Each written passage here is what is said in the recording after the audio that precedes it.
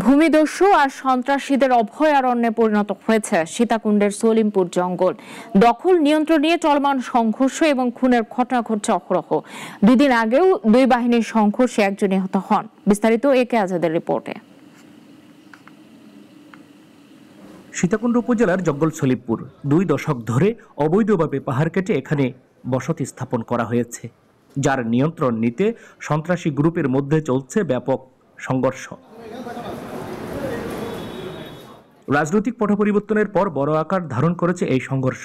শনিবার ভোরে ইয়াসিন বাহিনী এবং রোকন গফুর বাহিনীর মধ্যে সংঘর্ষের ঘটনায় একজন নিহত হন, আহত হন 25 জন।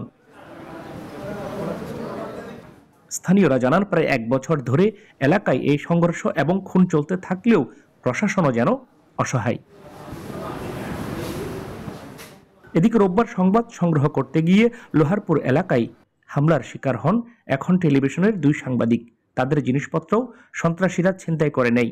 চট্টগ্রাম মেডিকেল কলেজ হাসপাতালে চিকিৎসাধীন আছেন তারা। গেছিলাম জঙ্গল সলিমপুর, ওই লোহারপুর বলে একটা জায়গা, ওই এরিয়াতে নামছি। ওই গতকালকের ঘটনা নিয়ে আমরা ওখানে গেছিলাম, মারামারির ঘটনায়।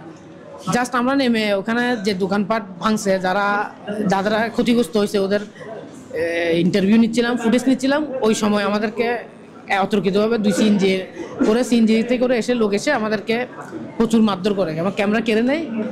আমরা সকালে সেই ঘটনার ফলো আপ সংবাদ সংগ্রহে যাই।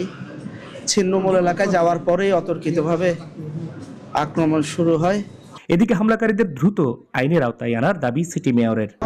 আমরা দেখতে পাচ্ছি জঙ্গল সলিমপুর এলাকাটি একটি সন্ত্রাসীদের অভয়ারণ্যে পরিণত হয়েছে। তা আমরা মনে করি ওইখানে যেসব সন্ত্রাসীদের নাম আসছে, অবশ্য অনতিবিলম্বে এসব সন্ত্রাসীদের আইনের আওতায় এনে সর্বোচ্চ শাস্তির বিধান তাদের বিরুদ্ধে করতে হবে। সীতাকুণ্ডের এই সংকটময় পরিস্থিতি নিরসনে প্রশাসনের দ্রুত হস্তক্ষেপ চান স্থানীয়রা।